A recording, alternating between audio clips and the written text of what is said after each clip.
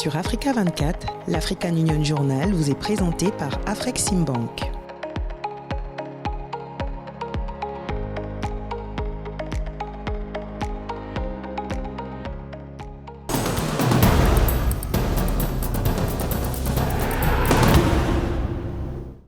Bienvenue dans cette nouvelle édition de l'African Union Journal, votre programme hebdomadaire consacré à l'actualité au sein de l'Union africaine. Au menu de cette édition, focus sur l'évaluation de l'accord cadre d'Addis Abeba pour la paix et la sécurité dans la région des Grands Lacs.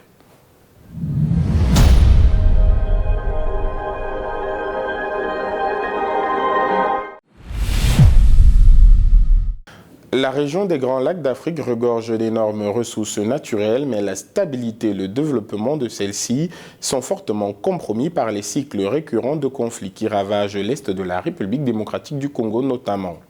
Dans cette région, les femmes et les jeunes qui représentent plus de 70% de la population sont les plus affectés par les différentes crises. Violences sexuelles, violations des droits humains, abandon scolaire, extrême pauvreté sont là quelques-uns des impacts des conflits sur les femmes et les jeunes de la région. On fait le point dans ce reportage signé Mildred Yamo. Réaliser les objectifs de paix, de stabilité et de développement de l'Union africaine dépend largement de la participation active de toutes les couches de la société, y compris les femmes et les jeunes. Dans la région africaine des Grands Lacs, la violence perpétrée par les groupes armés depuis plusieurs années a un impact significatif sur cette frange qui représente plus de 70% de la population. Lors du 11e sommet du mécanisme régional de suivi de l'accord cadre d'Addis Abeba pour la paix et la sécurité dans la région des Grands Lacs, tenu au Burundi, Félix Tshisekedi, président de la République démocratique du Congo et président sortant de ce mécanisme régional, a rappelé l'urgence d'impliquer les populations dans toute initiative visant à trouver des solutions vers une stabilité durable dans la région. J'avais placé mon mandat sous le signe de la consolidation des progrès modestes accomplis dans la mise en œuvre de l'accord cadre d'Addis Abeba et du renforcement de la coopération régionale pour gagner le pari de la paix durable. J'avais donc mis l'accent sur la promotion des investissements transfrontaliers et de mieux impliquer nos populations dans la noble lutte pour la paix, la sécurité et la stabilité en République démocratique du Congo et dans la région. La rivalité interétatique et l'insécurité persistante dans l'est de la République démocratique du Congo restent les principaux défis auxquels la région des Grands Lacs est confrontée. Environ 600 000 personnes sont déplacées dans la seule province du Nord Kivu et plus de 38 000 Congolais sont devenus réfugiés entre octobre 2022 et février 2023, selon les récentes données des Nations Unies. Violences sexuelles, violations des droits humains, abandon scolaire, extrême pauvreté sont quelques impacts des conflits sur les femmes et les jeunes de la région. Instability in the region. L'instabilité dans la région, aggravée par des facteurs politiques, culturels et socio-économiques, continue de nous priver des ressources nécessaires pour atteindre notre potentiel et entrave les possibilités d'éducation, de création d'emplois et de moyens de subsistance durables. Nous appelons les États membres à assurer notre représentation significative et efficace dans les processus de Nairobi et de Luanda, ainsi que dans les mécanismes de sécurité nationaux et régionaux. La région des Grands Lacs accueille plus de 4,68 millions de réfugiés dans les 12 pays de la Conférence internationale sur la région des Grands Lacs, CIRGL. La CIRGL a, depuis le début du processus de sa création, insisté sur la reconnaissance du rôle des femmes et des jeunes dans la gouvernance politique, la prévention et la résolution des conflits. Elle soutient la mise en œuvre des résolutions comme outil indispensable visant un impact positif sur les plus vulnérables. Au vu de la recrudescence de ces violences, nous, femmes de la région, lançons un appel à renforcer la mise en œuvre des politiques et le respect des législations visant à mettre fin à l'impunité pour la violence à l'égard des femmes et des filles, assurer une représentation significative et effective des femmes dans les processus de Nairobi et de Luanda, y compris dans les mécanismes sécuritaires, afin que leurs préoccupations et leurs besoins spécifiques soient pris en compte. Depuis le Forum mondial des réfugiés de 2019, la région des Grands Lacs a été témoin de progrès significatifs. L'Union africaine et le Conseil de sécurité des Nations unies saluent une évolution politique positive et invitent à poursuivre cette dynamique encourageante pour garantir une paix durable dans la région. Bujumbura, la capitale du Burundi, a abrité du 2 au 6 mai 2023 le 11e sommet du mécanisme régional de suivi de l'accord cadre d'Addis-Abeba. Les participants à ces travaux ont évalué les dernières évolutions dans la région des Grands Lacs, ainsi que les progrès et défis dans la mise en œuvre de l'accord cadre, 10 ans après sa signature le 24 février 2013 à Addis-Abeba en Éthiopie. Les dirigeants régionaux et internationaux ont appelé à la cessation des combats au Soudan et à l'est de la République démocratique du Congo, ainsi qu'à la désescalade entre le Rwanda et la République démocratique du Congo. Le point dans cet élément signé de la rédaction. Les travaux du 11e sommet du mécanisme régional de suivi de l'accord cadre d'Addis-Abeba se sont tenus dans un climat de recherche de la paix et de la sécurité dans l'est de la République démocratique du Congo à travers la mise en œuvre de l'accord de Nairobi et la feuille de route de Luanda à travers notamment le cantonnement des éléments du M23 et le déploiement des forces régionales de la communauté de l'Afrique de l'Est. Lors de son intervention le samedi 6 mai à Bujumbura, le président Félix Tshisekedi a dénoncé encore une fois la violation de cet accord par le Rwanda. 10 années après l'entrée en vigueur de cet accord, la rupture de ce pacte collectif par un État signataire, j'ai cité la République du Rwanda, qui, sous couvert du mouvement terroriste du M23, pourtant défait, et qui l'a ressuscité, s'est donné la liberté d'agresser et d'envahir une partie de la province du Nord Kivu en République démocratique du Congo. Ainsi donc, l'évaluation de l'état de mise en œuvre de nos engagements respectifs dans le cadre de l'accord cadre ne saurait être un exercice limité au seul pays de la région. Celui-ci devrait, sans nul doute, également requérir l'implication d'autres partenaires ainsi que celle des institutions garantes. Avec la résurgence du M23 dans l'est de la République démocratique du Congo en novembre 2021, plus de 500 000 personnes ont été forcées à fuir les violences. La situation dans la province de l'Ituri reste préoccupante avec des attaques régulières de plusieurs localités par les milices. Face à cette situation, l'Union africaine appelle les parties prenantes à cette crise à mettre fin immédiatement aux hostilités et à un examen de conscience. Que nous avons aujourd'hui assez de conflits dans le continent, avec un Sahel meurtri, une Libye en perpétuelle déchirure, un Soudan en flammes qui viennent s'ajouter à la lancinante et perpétuelle tension à l'est de la République démocratique du Congo. Jusqu'à quand allons-nous continuer à faire étalage de nos faiblesses, carences et fragilités diverses? Pourquoi continuons-nous à tourner en rond en observant la non-concrétisation effective de nos décisions? Nos peuples et nos amis dans le monde nous regardent. L'Est de la RDC est en proie aux violences depuis plus de 2 décennies. Ni la présence de la MONUSCO, ni encore moins la plus récente venue de la force Est régionale n'ont réussi à mettre fin à cette instabilité. Au Soudan, malgré les différents appels à un cessez-le-feu, les combats s'intensifient dans le pays. Face à cette situation, le nouveau président du mécanisme régional de suivi de l'accord 4 pour la paix, la sécurité et la coopération pour la RD Congo et la région, le chef de l'État burundais Évariste Ndayishimiye appelle l'implication de toutes les parties prenantes pour trouver des solutions régionales aux problèmes régionaux.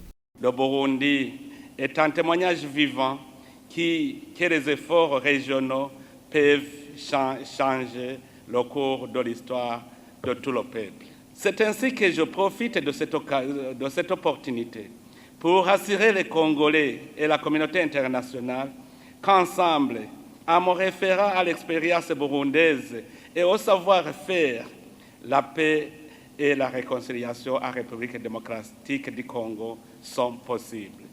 Connu aussi sous le nom d'accord d'Addis Abeba, l'accord-cadre du Conseil de paix et de sécurité a été signé le 24 février 2013 à travers un cadre négocié par l'Union africaine et l'ONU pour promouvoir la stabilité en République démocratique du Congo. Cet accord signé par 13 pays vise également à mettre fin au cycle récurrent de conflits dévastateurs dans l'est de la RDC qui ont un impact sur la stabilité et le développement dans la région des Grands Lacs.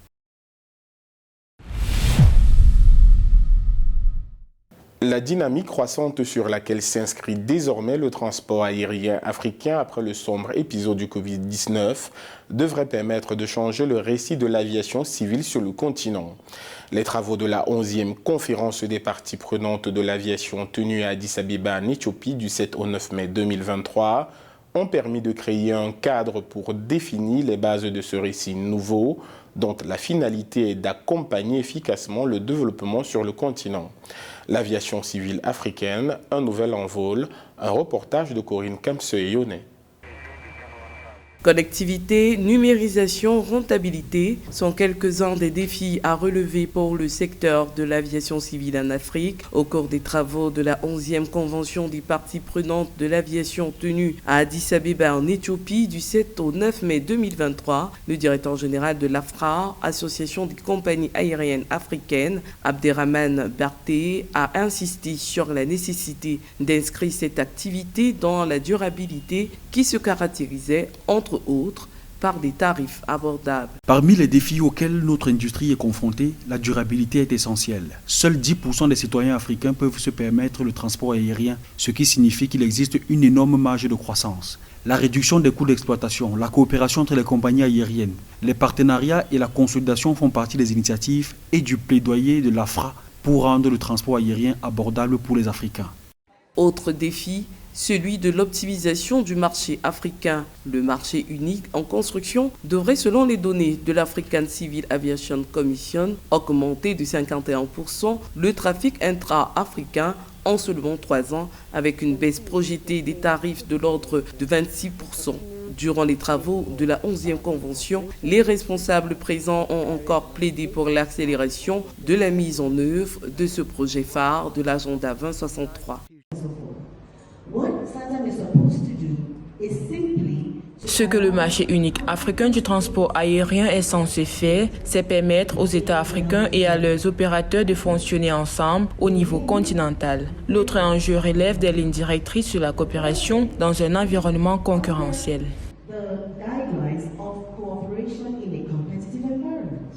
Ethiopian Airlines, qui a co-organisé cette 11e convention, se positionne comme un modèle de croissance sur le continent et dispose de les flottes les plus modernes d'Afrique avec plus de 100 appareils de modèles parmi les plus robustes. Avec ses 59 destinations africaines, Ethiopian Airlines, véritable hub du transport aérien, développe également une stratégie de prise de participation dont plusieurs compagnies africaines.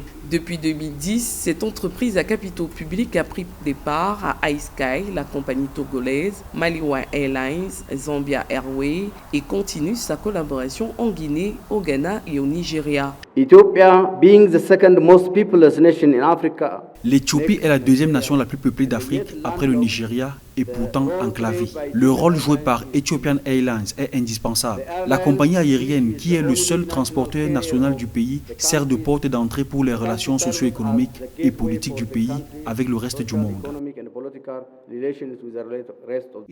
Au total, 31 compagnies aériennes africaines ont assisté à la conférence d'Addis Abeba. Les parties prenantes de l'écosystème de l'aviation à la convention ont délibéré les conditions de la durabilité de l'aviation africaine, l'amélioration des opérations de fret, les réseaux de commerce, électronique et logistique, la numérisation et même l'accélération du tourisme intra-africain pour une croissance durable. S'agissant de la mise en œuvre du marché unique du transport aérien africain, 20 États se sont engagés dans le programme pilote de mise en œuvre.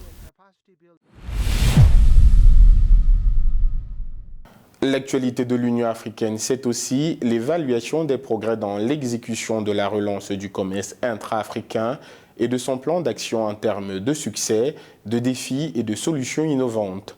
Et puis l'Union africaine sensibilise les États, les organisations régionales et internationales sur la promotion du programme Jeunesse, Paix et Sécurité dans la région de l'Afrique de l'Est.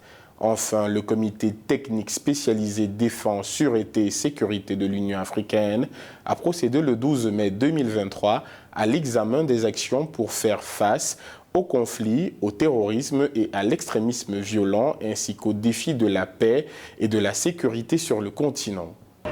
Le département du développement économique, du commerce, du tourisme, de l'industrie et des minéraux de la Commission de l'Union africaine a organisé à Kigali, au Rwanda, du 3 au 5 mai, un atelier consultatif sur la révision de l'examen de la relance du commerce intra-africain BIAT et de son plan d'action. Le cadre de la BIAT a atteint son 10e anniversaire en janvier 2022 et des défis ont été enregistrés dans le cadre de sa mise en œuvre. La Commission de l'Union africaine se félicite toutefois des progrès réalisés dans les négociations et la mise en œuvre de la zone de libre-échange continentale africaine ZLECAf, entrée en vigueur en janvier 2019. Le marché unique africain vise à faire croître des exportations africaines jusqu'à 32% d'ici 2035. Le commerce intra-africain est actuellement estimé à environ 16% contre environ 60%, 40% et 30% du commerce intra-régional qui a été réalisé par l'Europe, l'Amérique du Nord et l'Association des nations de l'Asie du Sud-Est.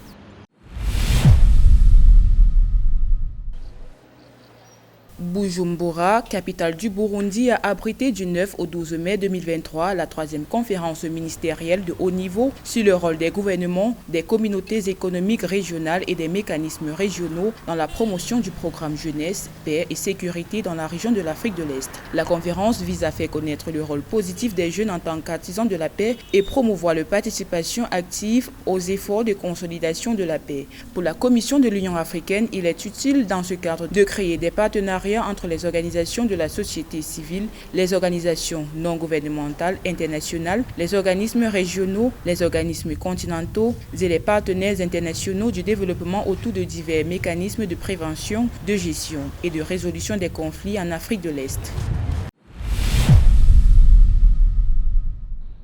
La 15e session ordinaire du comité technique spécialisé défense, sûreté et sécurité a eu lieu le 12 mai 2023 au siège de l'Union africaine à Addis Abeba en Éthiopie. La session a permis d'examiner entre autres le projet de protocole d'accord entre l'Union africaine et les communautés régionales sur la force africaine en attente. Les participants ont également examiné le rapport du président de la Commission de l'Union africaine qui décrit les efforts de la Commission dans le renforcement de la force africaine en attente phare et le développement des opérations de soutien à la paix pour faire face au conflit, au terrorisme et à l'extrémisme violent, ainsi qu'aux défis de paix et de sécurité sur le continent. Ont pris part à ces travaux les ministres africains de la Défense, des Affaires intérieures et des chefs des institutions nationales chargés de la sûreté et de la sécurité, de hauts représentants officiels des États membres de l'Union africaine, ainsi que des communautés économiques régionales et des mécanismes régionaux.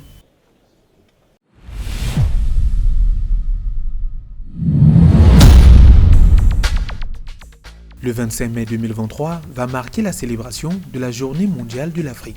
La Journée de l'Afrique vise à célébrer et à reconnaître les succès de l'Organisation de l'Unité africaine, OUA, devenue Union africaine depuis sa création le 25 mai 1963 dans sa lutte contre le colonialisme et l'apartheid, ainsi que les progrès que l'Afrique a réalisés tout en reflétant sur les défis communs auxquels le continent est confronté. Cette journée représente le symbole du combat de tout le continent africain pour la libération, le développement et le progrès économique. La conférence panafricaine sur la lutte contre les flux financiers illicites se tiendra à Tunis, en Tunisie, du 21 au 23 juin 2023. Plusieurs sujets seront inscrits à l'ordre des discussions dans les panels. L'accent sera mis sur le rôle de facilitation et de coordination que joue l'Union africaine dans cette lutte et sur la nécessité d'impliquer le secteur privé et la société civile. La conférence sera également l'occasion d'établir un lien entre les flux financiers illicites et les questions environnementales, sociales et de gouvernance, étant donné qu'elles ont pour objectif commun de lutter contre la criminalité financière et de promouvoir le développement durable. La 5e conférence ministérielle de l'Union africaine et de l'Union européenne sur l'agriculture se tiendra le 30 juin 2023 à Rome en Italie. La rencontre, qui vise des systèmes alimentaires résilients et des chaînes de valeur agricoles durables, prévoit 4 sessions thématiques de haut niveau des événements parallèles et une session plénière ministérielle. Les thématiques porteront sur l'investissement durable en faveur de l'agroalimentaire, la recherche et l'innovation pour des politiques et des technologies plus intelligentes, la résilience climatique des systèmes agroalimentaires et l'intégration commerciale régionale. La session réunira des ministres et commissaires africains et européens de l'agriculture, les ambassadeurs de l'Union africaine et de l'Union européenne, les représentants gouvernementaux, les organisations agricoles, ainsi que les institutions financières internationales et les agences des Nations Unies dans le cadre du partenariat Afrique-Union européenne.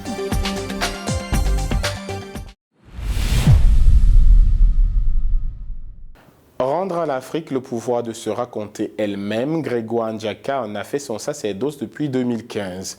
Un projet qui porte ses fruits depuis l'inauguration en mars 2019 de l'Union africaine des radiodiffusions.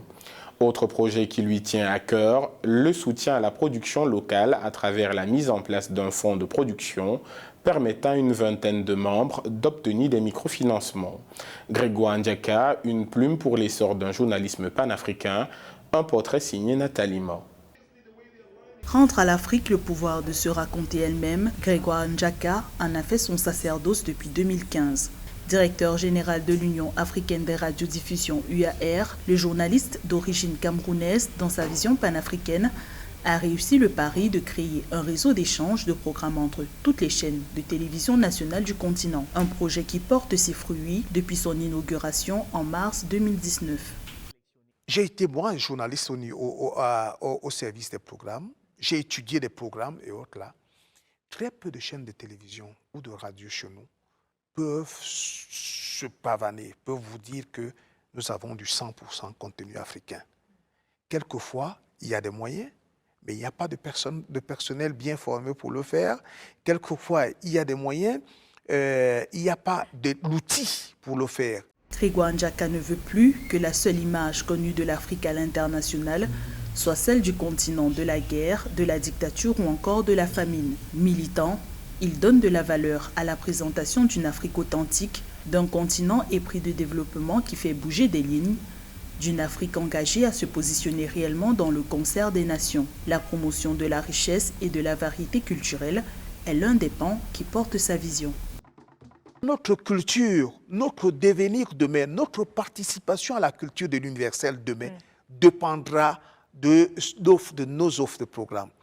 L'œuvre de Grégoire Ndjaka lui a valu une confiance totale de ses pairs à travers l'Afrique. Pour cette raison, le directeur général de l'UAR est reconduit à la tête de l'organisation non gouvernementale pour 4 ans supplémentaires, le 2 juin 2022, 19 mois avant l'expiration de son 3e mandat. Il se donne pour mission de moderniser l'UAR en encourageant des partenariats avec le secteur privé. D'ici quelques années, nous aurons une nouvelle union que nous allons léguer à ceux qui vont nous remplacer, n'est-ce pas, une union beaucoup plus forte que nous l'avons trouvée il y a 6 ans. Reconnu comme le bâtisseur du panafricanisme appliqué au journalisme, Grégoire Ndjaka entend mener à bien de nombreux chantiers au cours de son nouveau mandat à la tête de l'UAR. Installation du siège de l'UAR à Diamniadio au Sénégal, partenariat avec de nouveaux pays comme l'Algérie et la Turquie, entre autres. Autre projet qui lui tient à cœur, le soutien à la production locale à travers la mise en place d'un fonds de production permettant à sa vingtaine de membres d'obtenir des microfinancements.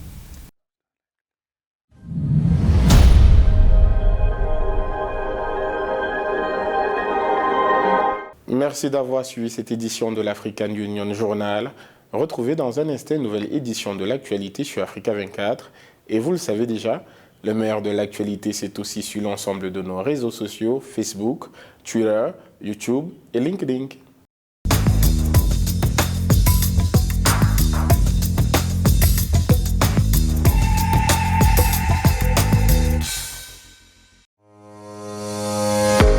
Sur Africa 24, l'African Union Journal vous est présenté par Afreximbank.